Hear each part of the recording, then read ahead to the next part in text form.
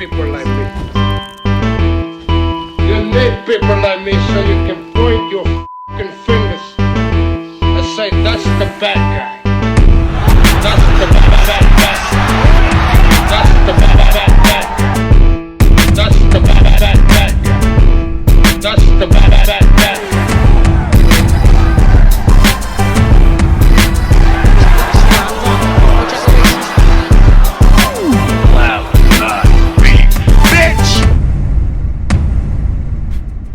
Welcome to the motherfucking relay. We're covering today's top boxing news.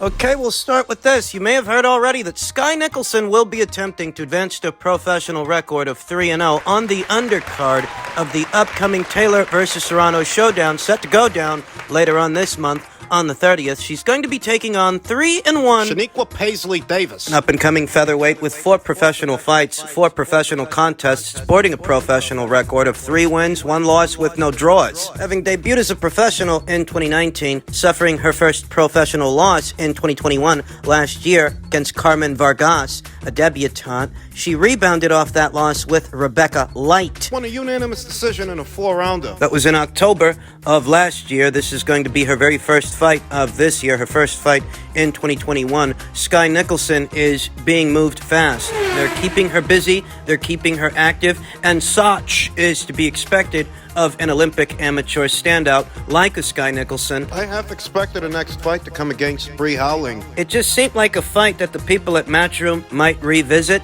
and it still seems like a fight that they might revisit, just not at this time. But now Skye's going to be taking on Shaniqua Davis. I'll be honest, there's not much footage out there of this fighter. It's going to take some work, some doing to get some footage on Shaniqua Paisley Davis to get a better idea of what it is Skye Nicholson is going to be dealing with. Can't make very many inferences based on Shaniqua's professional record, her resume, 2 debutantes and 2 journeywomen with upside-down records. It's everything you would expect for a fighter that's in the beginning stages of their professional career. Nothing to complain about, but not very many inferences to make either. As far as Skye Nicholson, we know she debuted as a pro last month. Having debuted against then unbeaten Jessica Juarez, she saw action 2 times last month. Once against Jessica Juarez at the beginning, then again against Beck Connolly towards the end. And she's going to be in action towards the end of this month. At this rate, Skye might fight 6 times this year. If she ends up getting past Shaniqua Davis, that leaves her plenty of room, plenty of time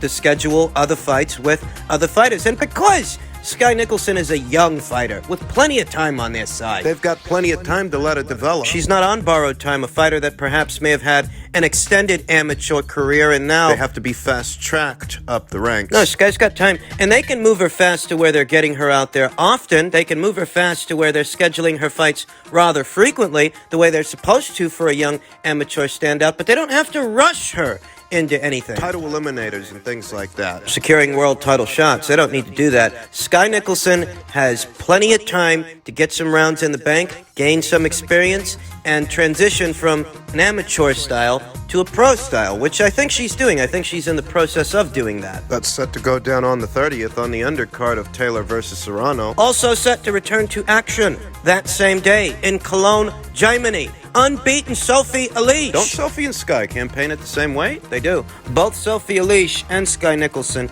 campaign in the featherweight division. Featherweight, that's 126 pounds. Where Amanda Serrano holds the WBO and WBC titles. Mexico's own Erica Cruz holds the WBA, and Denmark's own Sarah Mahfoud, she's got the IBF. Both Skye Nicholson and Skye and Sophie both campaign at featherweight. Both Skye Nicholson and Sophie Alisch backed by major promotional outfits with some means and some resources. We know that Matchroom promotes Skye Nicholson and Wasserman Boxing promotes Sophie Alisch. Among others. Sophie Alisch, who returned to action after having spent some time away from the ring. She returned to action last month against Amel Anouar. Fought in the 6th-rounder and won a unanimous decision. Before that fight, Sophie had been out a while. She sat out all of 2021, and in 2020, during the thick of the pandemic, she only got out there once against seasoned journeywoman Adina Kiss. After the Kiss fight in 2020, she didn't fight in all of 2021. Didn't return to action till 2022, this year against Amel Anouar,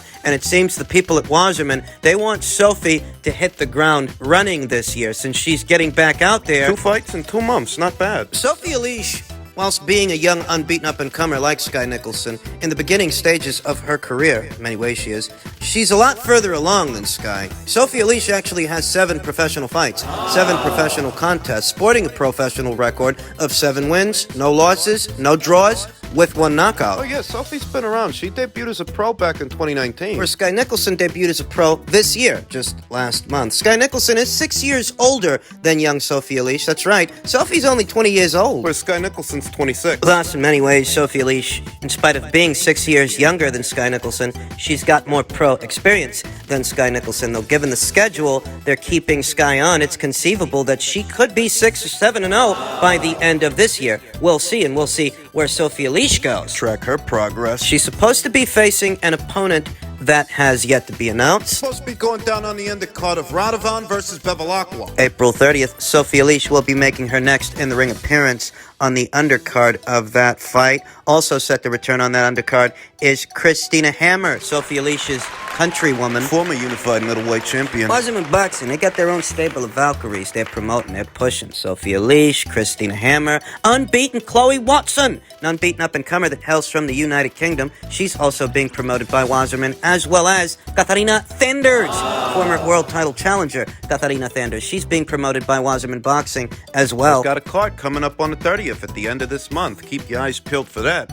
In other news, MTK Global has released a statement in reference to the ongoing situation with Daniel Kinahan, the sanctions the U.S. government has levied against him, his family, and his cohorts. MTK has released a statement like Top Rank and Pro Bellum before them. MTK says they will fully comply with the sanctions made by the U.S. government against Daniel Kinahan. MTK parted ways with Mr. Kinahan in February of 2017. He has no interest in the business since then and will have no future involvement with them. MTK operates ethically, transparently, and lawfully. We will cooperate fully with all authorities and assist with any ongoing investigations. MTK Global will take every measure to ensure the company and those who deal with it are fully compliant with the U.S. sanctions announced this week and take this matter extremely seriously, added Bob Yalen, CEO of MTK Global. And this isn't the first time we've heard this from the people over there at MTK. Their then CEO, Sandra Vaughn, she said as much well over a year ago after having purchased the company in 2017. She stepped down During which she described was a transitional phase in the company in 2020. and that's when Bob Yalen took over as the company's CEO. The company that's in association with fighters like Tyson Fury, Josh Taylor, Dina Thorsland, Sonny Edwards. At least it has been. At some point or another in association with fighters like Chantel Cameron, Jamel Herring, Farrell Crampton, Natasha Jonas, Huey Fury, Virgil Ortiz, McKinson, Smith, Fielding, Ubali, Charlie Edwards. Sonny and Charlie, both of them, the Edwards brothers, Jazza Dickens, Savannah Marshall. I mean, there really are a lot of MTK Global fighters, or at least there have been. Who knows what the future holds for MTK, because Mick Conlon, yesterday, he told people over there at MTK that he would like his profile taken down, as if to say that he's no longer in association with the company. Now, why would he do that? Why would he do that if MTK Global ain't got no dealings with Daniel Kinahan? Why would he do that so soon after the U.S. levied sanctions against that guy? U.S. government, Treasury, they didn't levy any sanctions against MTK Global. So why is Mick hauling ass? So you know something we don't know? Something we don't know about MTK Global and what's really going on behind the scenes? Should we expect Donnie Nietes or Jack Catterall, Martin Bacoli to sever ties with MTK the same way that Mick Conlon just I mean, did? assuming they haven't already. Ricard Bolotnick's Rocky Fielding? About Liam Smith, Liam Williams. You know that Liam Williams very recently signed a deal to Pro Bellum. Immediately after dropping that decision to Chris Eubank Jr., news broke that he'd signed a deal with Pro Bellum. Pro Bellum, who people suspect... People think Pro Bellum is just MTK Global by another name. People think that MTK Global is just another arm of the Kinahan clan. That's the connection that people are making. We talked about this in my previous video. People suspect that both Pro Bellum and MTK Global, they're in cahoots with Daniel Kinahan, even if they're openly denying doing any business with him. And they both are denying doing any business with him. At least in the past, MTK Global has been in bed with a lot of fighters.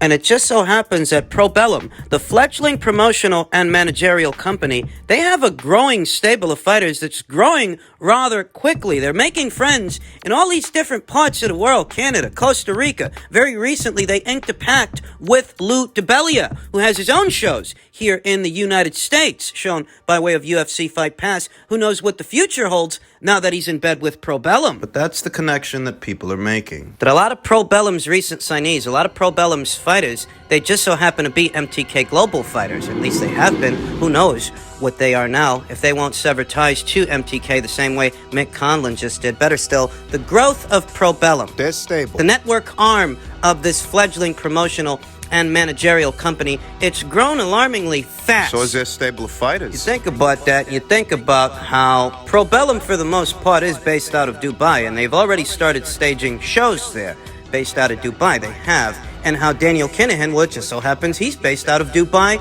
as well. This is the connection people are making. And people are going to common sense the hell out of this thing. I understand these people, and I understand that, but I also understand that publicly, in the eyes of the public and the prying eyes of John Law, both Probellum and MTK Global deny any involvement, deny having any dealings with Daniel Kinahan. U.S. government hasn't levied any sanctions against them. They don't want them to. That's why they are publicly disassociating themselves with Daniel Kinahan. More than once. We know MTK Global, they've done it more than once when Sarah Vaughn had the run of the place, and here now that Bob Yelin's the CEO. People don't believe them, but that's not going to stop MTK from doing it. They don't want to find themselves sanctioned by the U.S. government any more than Probellum does, because Probellum just so happens to have a couple of American fighters. They just jumped into bed with Lou DiBella, an American-based promoter. One of many smaller promotional outfits around the world they've jumped into bed with, at an alarming rate, I might add. So I'm not at all surprised to see that MTK Global is once again washing their hands of any association with Daniel Kinahan. It's a reiteration of what Sarah Vaughn stated over a year ago. MTK has no global ties and plans to do no further business with Daniel Kinahan. And people didn't believe her. They don't believe Bob Yelin now. That's the story. In other news, former unified welterweight champion Keith Thurman on Spence versus Ugas, he says, it's frustrating. It should be my fight. Well, somebody's entitled. Self-entitled and self-important, the former unified welterweight champion stated, if Ugas and Spence are to fight, it's frustrating, Thurman said in a video published by Premier Boxing Champions, because one of the only reasons why any of this has manifested is because Thurman has lost to Manny Pacquiao back in the summer of 2019. None of this would have been able to manifest with a victory over Manny Pacquiao. Yeah, but you lost. You lost to an older version of Manny Pacquiao than the version of him that Jeff Horn fought before you. The Jeff Horn that got battered by Terrence Crawford. Nobody likes to talk about that. When Manny Pacquiao had crossed over to the PBC side of things, many of those PBC welterweights aspired to make a name for themselves by beating that older version of Manny Pacquiao. And it didn't work out It didn't work out for Keith. that older version of Manny Pacquiao had already been bested by Jeff Horn. At minimum, you have to say that when he fought Jeff, he didn't look as good as he did when he fought Thurman. No, he looked old when he fought Jeff. Manny Pacquiao comes back, loses to Ugas, last-minute replacement, but it wasn't a good fight stylistically. Ugas is a very big welterweight. He had that long reach. He's a Cuban fighter. Stylistically, it wasn't a good matchup, but Manny wanted to put on a show for the fans, and he stepped away from the sport of boxing. We're going to talk about how you lost to Jeff Horn's sloppy seconds? Jeff Horn made Manny Pacquiao look old, but Jeff Horn himself looked like nothing next to Terrence Crawford. Terrence Crawford, he doesn't get any credit for this. I don't know why. But now Ugas is in a better position, holding on to the WBA title that I once had, getting a fight with Spence, which should be my fight. Why should it be your fight? You lost. You lost to an older version of Manny Pacquiao than the version of him that Jeff Horn fought. Jeff Horn, who was beaten to a pulp by Terrence Crawford. So why should it be your fight? So that's why it's very important for Thurman to come back this year. It's very important to come back strong so I can make a statement and show them with or without a belt. I'm one of the greatest welterweights in the welterweight division today, Keith Thurman said. Listen, the PBC went as far as shooting a video for all of this. These statements from Keith Thurman come to us by way of a PBC shot video, a PBC featurette, you understand. A featurette, a production. You go as far as having a camera crew sit down with this guy, it's got to be for a reason. And is the reason for this because the plan is to have the winner of this weekend's unification match take on Keith Thurman moving forward? Is that what the plan is? Because you've got the winner of Clayton versus Ennis to consider, by way of the IBF. You have the winner of Stanionis versus Butaev, which is supposed to be on the undercard of this weekend's unification match. You've got the winner of that fight to consider, and you have the undisputed title fight with Terence Crawford to also consider. Is the reason we're seeing these statements from Keith Thurman by way of the PBC, because it's the PBC's plan to match the winner of this weekend's fight against him and not them. Is that why we're seeing this? Errol Spence Jr. himself has provided some reassurances that if he makes it through this weekend's unification match, he may move to unify with Terence Crawford afterwards. I don't know that he's warmed to the idea of facing his own stablemate, Keith Thurman. He didn't seem to want to give that guy the time of day before. He can change his mind. He might. A Keith Thurman fight's a safer fight than Terence. Of course it's a safer fight than Terence. For God's sake, Keith Thurman just went 12 rounds with Mario Barrios. Mario Barrios, who was knocked out by Gervonta Davis at 140 pounds. He just went the distance with Keith at 147. Mario Barrios don't go 12 rounds with no fucking Terence Crawford. Yeah, it's safe to say that a Thurman fight is a safer fight than a Crawford fight. I think it is. We really don't know what the future holds for the winner of Spence versus Ugas set to go down this weekend, and I will be purchasing the pay-per-view. I will. I want to see what happens. I have to admit that much.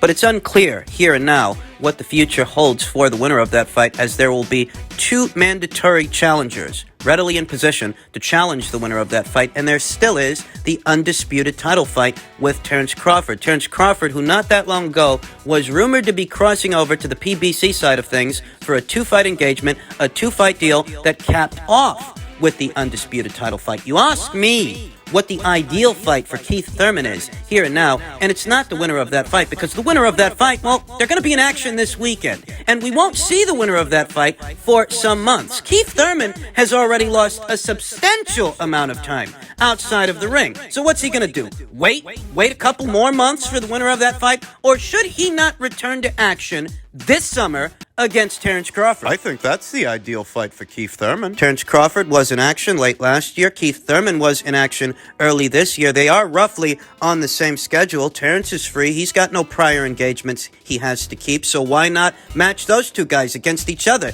It should be Keith Thurman's intention to take away what Terence Crawford has so he can bring that to the table for the winner of Ugas versus Spence. As it stands, what he wants is a shortcut. He wants to be fast-tracked to that fight, ahead of the winner of Stanionis versus Butaev, and ahead of the winner of Clayton versus Ennis. Listen, short of fighting the winners of those fights, those final eliminators, were short of fighting Terence Crawford himself. Keith Thurman doesn't deserve the winner of Ugas versus Spence. He just doesn't. No, he doesn't deserve the winner of that fight. For doing what? What did he do? Go to distance with Mario Barrios? That's the only fight he's had in the last 2 years. Keith Thurman doesn't deserve the winner of that fight. I'd rather that he not get them. I'm not going to apologize for that. Put simply, he doesn't deserve it.